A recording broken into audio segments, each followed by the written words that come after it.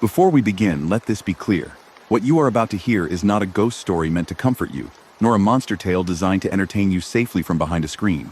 This is a psychological autopsy. A slow, methodical descent into the kind of terror that doesn't jump out of closets, but sits quietly inside a human being. Waiting. Southend-on-Sea, England. A coastal town famous for its pier, its grey skies, and the kind of polite silence that makes neighbors experts at ignoring things they don't want to understand. The sea smells of salt, decay, and old secrets. It's the kind of place where nothing ever happens, until it does. And when it does, everyone pretends it didn't. This is where Bill Ramsey was born. Not into tragedy, not into abuse, not into some cinematic nightmare childhood that would neatly explain what came later. No, that would be too convenient.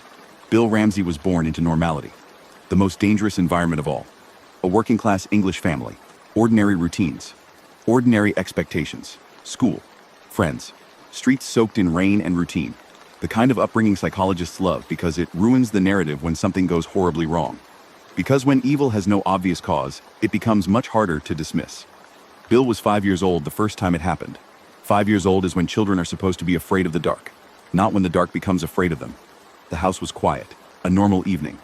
No thunder, no fever, no illness. And then, without warning, Bill felt something shift inside his body. Not emotionally, physically. A surge, heat, pressure. A tightening of muscles that didn't feel like his own. And then he attacked his mother. Not in anger, not in rage, in confusion.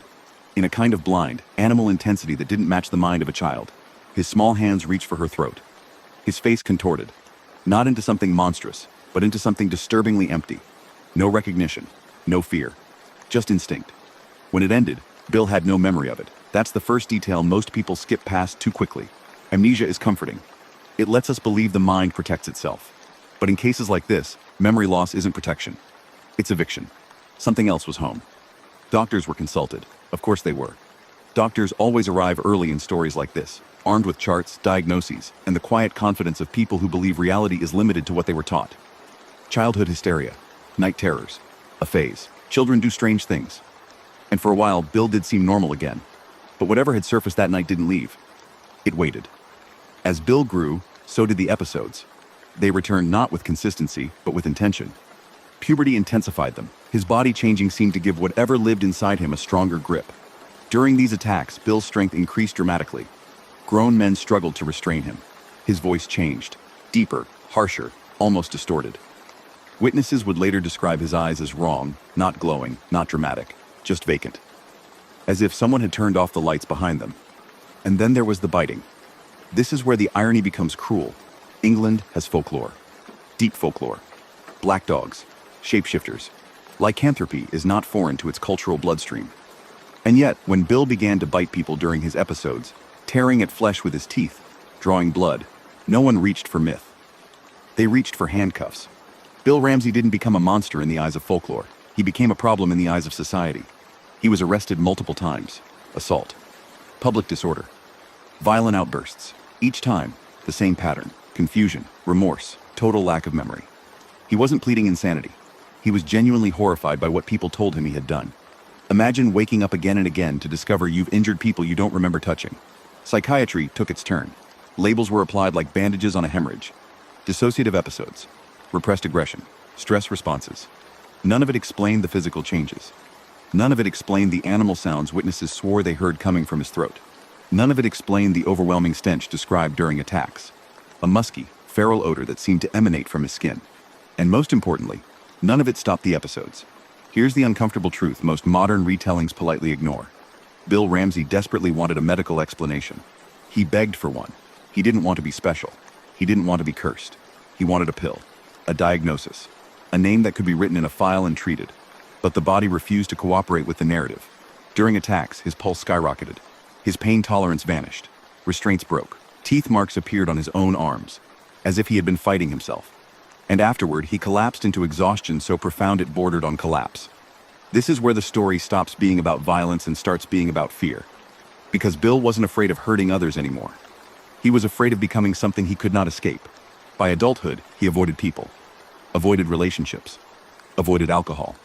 Not out of discipline, but terror. Any loss of control risked triggering whatever lived beneath his skin. He described the sensation before an episode as being pushed into the backseat of my own body. That sentence should chill you more than any werewolf transformation scene ever filmed. Not claws. Not fur. Not moonlight. Loss of agency. Eventually, word reached the United States. Not through police channels. Not through medical journals. Through whispers in paranormal circles. The kind that travel quietly until they reach people who specialize in cases no one else wants. That's when Ed Warren and Lorraine Warren entered the story. Not as saviors. Not as heroes. As witnesses. The Warrens were not interested in folklore for entertainment. They were interested in patterns. Possession cases that followed behavioral rules. Manifestations that escalated rather than resolved. And Bill Ramsey fit a profile that made even seasoned demonologists uneasy. When Ed first spoke to Bill, he didn't ask about werewolves. He asked about timing. Age 5. Puberty. Stress points. Thresholds of identity. Because possession, if that's what this was, doesn't erupt randomly. It piggybacks on transition. On vulnerability. On moments when the self is under construction. Lorraine, on the other hand, reportedly felt something immediately. Not visually. Not theatrically. A density.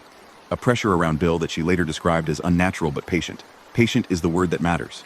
Because whatever was attached to Bill Ramsey wasn't in a hurry. It had his whole life. And here's the most unsettling part, often left out because it ruins the monster fantasy. Bill never claimed to be a werewolf. He never howled at the moon.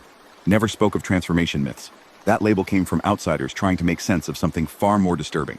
This wasn't a man becoming an animal. This was a man being overwritten. By the time the Warrens prepared to intervene, Bill was exhausted, isolated, and quietly convinced that one day he would hurt someone badly enough that there would be no coming back. From prison or from himself. And if you're waiting for the moment where this turns into a clear battle between good and evil, where holy words are spoken and darkness recoils dramatically, you may already be missing the point. Because the real horror of the Bill Ramsey case is not that something monstrous appeared. It's that it blended in. It lived inside a man who wanted nothing more than to be normal. And that raises a question far more uncomfortable than any legend of werewolves ever could. If something like this can hide inside an ordinary life, how many other monsters don't look like monsters at all? Stay with that thought. Because what happened next didn't just challenge medicine or religion. It challenged the idea that you are always the one in control of your own body.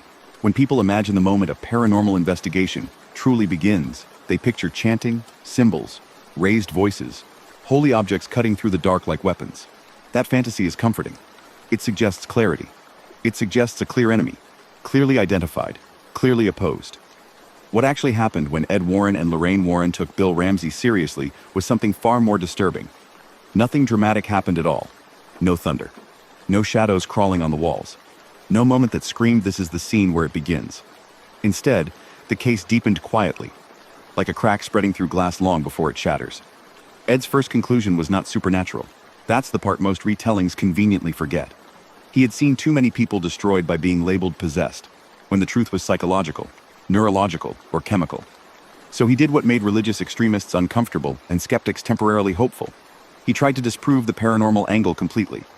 He revisited every medical assessment, compared police reports with hospital records, interviewed witnesses separately, sometimes months apart, looking for drift in their stories.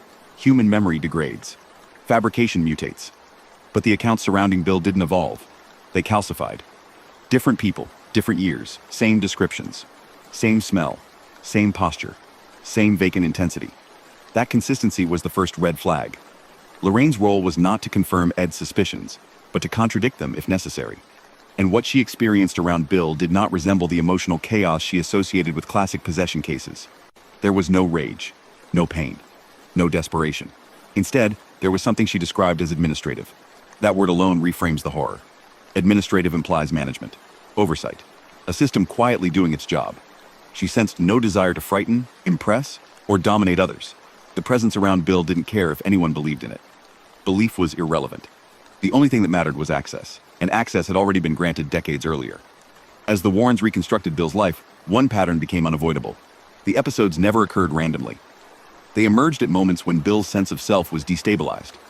Early childhood, puberty, transitions into adult responsibility, moments when identity is under construction and boundaries are soft. This is where the case stops being about monsters and starts being about architecture. The human mind is not a fortress, it's scaffolding. Early experiences decide where the beams go, and if something enters the structure before it's finished, it doesn't have to break in later. It grows with the building. Ed suspected that whatever had attached itself to Bill did so before Bill had the neurological language to separate me from not me. That meant the presence didn't need to argue, threaten, or seduce. It simply acted. That hypothesis explained a detail that haunted everyone involved. Bill never described being tempted or commanded. There was no inner voice urging violence. No bargain. No hallucinated instructions. He wasn't convinced to act. He was replaced. During episodes, Bill's motor functions changed in ways that alarmed medical professionals. His movements became economical, direct, no wasted motion. When restrained, he applied force at leverage points instinctively. This was not panic. Panic thrashes. This advanced. Witnesses consistently reported a change in his center of gravity, as if his body were being driven by a different internal map. One officer described it chillingly simply. It wasn't like fighting a man. It was like fighting a decision. That sentence should unsettle you more than any supernatural claim ever could. Psychiatric explanations were stretched until they snapped. Dissociative identity disorder didn't fit. There were no alternate personalities, no internal narrative shifts. Psychosis didn't fit. Bill remained grounded, coherent, and horrified by the aftermath. Neurological seizure disorders didn't fit. The EEG anomalies were inconsistent with known patterns. Every explanation worked a little. None worked completely. And partial explanations are the most dangerous kind, because they delay intervention while creating false confidence. The Warrens were careful not to escalate the situation prematurely. Contrary to their public reputation, they avoided dramatic confrontations whenever possible. Ed believed confrontation rewarded whatever was present with attention. And attention, in his experience, strengthened influence. So the early phase was observation, listening, waiting. Lorraine described this period as standing near a sleeping animal you're not sure is actually asleep. There was no overt hostility, no sense of urgency, which, paradoxically, made the situation more frightening. Because urgency suggests fear. This presence wasn't afraid. The decision to intervene was triggered not by a violent outburst, but by a subtle shift in Bill's internal experience. He reported that the pressure, before episodes had changed. It used to feel sudden. Now it felt anticipatory, as if something were preparing ahead of time. That implied adaptation. Adaptation implies intelligence. The intervention environment was chosen to remove symbolic leverage. No holy battlefield. No emotionally charged setting. Ed insisted the authority exercised be procedural, not theatrical. He didn't want resistance born of provocation. The early hours were uneventful to the point of frustration. No reaction to prayer. No reaction to religious language. No reaction to direct acknowledgement of the presence. If this were a performance, the performer was refusing to take the stage. Lorraine later realized why. Nothing was being demanded. The moment shifted when Ed changed strategy. Not by raising his voice, but by changing his assumption. He spoke not as someone asking a question, but as someone correcting an error. Calmly, factually. As though explaining that a tenant's lease had expired. And that's when Bill's physiology responded. The transformation was not explosive. It was precise. Breathing patterns changed first, becoming slower and deeper. Muscle tension redistributed. His posture straightened unnaturally, as if alignment were being optimized. The human body, rearranged like furniture. The smile that appeared unsettled everyone present. Not because it was cruel, but because it was competent. Controlled. Familiar in the way a stranger wearing a friend's clothes is familiar. When Bill spoke, it wasn't with rage or mockery. It was with irritation. Mild, restrained irritation. As though a system performing efficiently had been interrupted by unnecessary bureaucracy. That tone destroyed any remaining fantasy of folklore. This wasn't a beast. It wasn't driven by hunger, lust, or anger. It was driven by function. The exchange that followed was brief. Ed deliberately avoided giving it narrative fuel. No questions that invited exposition. No challenges that invited spectacle. The goal was not to defeat it, but to invalidate its claim. And that distinction matters more than people realize. You don't remove something that believes it belongs by force. You remove it by making its presence incorrect. When the withdrawal occurred, it was subtle. No screams. No collapse into chaos. Just a gradual disengagement, like pressure releasing from a sealed container. Bill's collapse afterward was total. His nervous system essentially shut down. Hours of exhaustion. Tremors, emotional flatness. But underneath it all was something new. and terrifying in its own way. Silence. For the first time since childhood, Bill experienced his own mind without interference. And that absence was destabilizing. Identity isn't just built on what we choose. It's built on what we adapt to. Remove a long-term influence, even a destructive one, and the system has to recalibrate. Recovery was slow. Painfully slow. Episodes didn't vanish overnight, but they lost coherence. Violence diminished. The sense of being pushed aside faded. Bill regained predictability, the most underrated form of freedom. But the case left behind something far more unsettling than resolution. Because everyone involved understood what almost happened. Had timing been different, had one incident crossed a legal threshold, had one victim been less fortunate, Bill Ramsey would not be discussed as a man under siege. He would be remembered as a monster. And that is the final, acidic irony of this story. The same events. The same behaviors. The same lack of control. The difference between possession and prosecution was intervention. Which raises a question far more disturbing than any legend of werewolves. How many people are condemned not because they are evil, but because no one arrived in time to ask the right question? After the intervention, nothing exploded. Which, ironically, is the most offensive possible ending for a culture addicted to spectacle. No collapsing ceilings. No priest stumbling backward in terror. No crowd whispering that evil had been defeated. Just a man sitting in a room, breathing normally, wondering why his own mind suddenly felt empty. That silence became Bill Ramsey's first real nightmare. For decades, his internal world had never been quiet. There was always pressure. Always anticipation. Always the low-level awareness that at any moment, something else might reach for the steering wheel.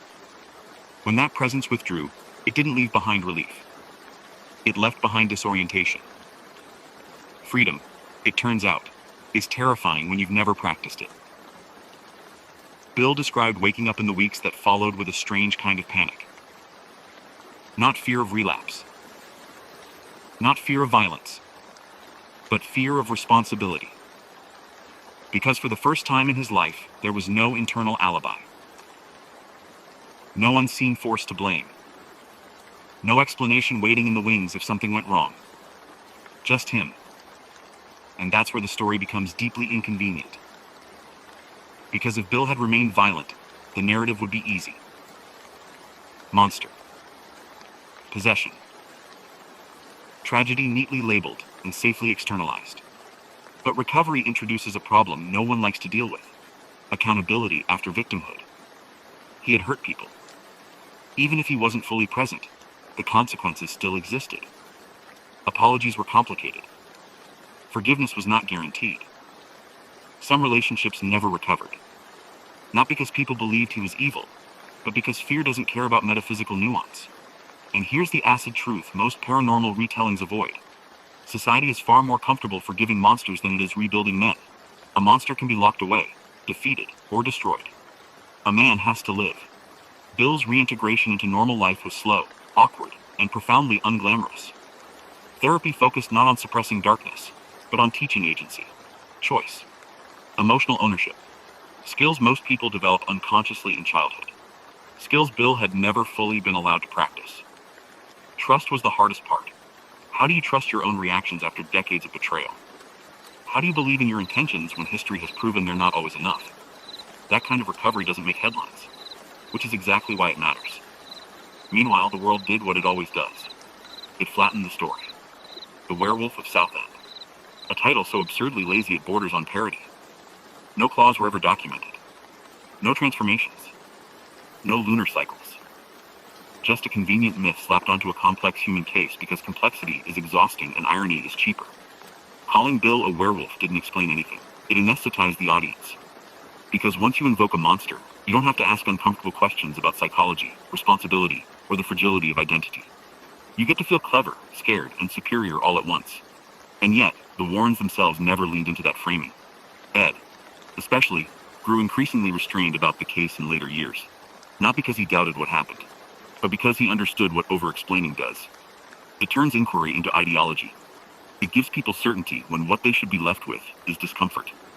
Lorraine, in her quieter reflections, framed the case in a way that irritated almost everyone equally. She suggested that the real danger wasn't possession.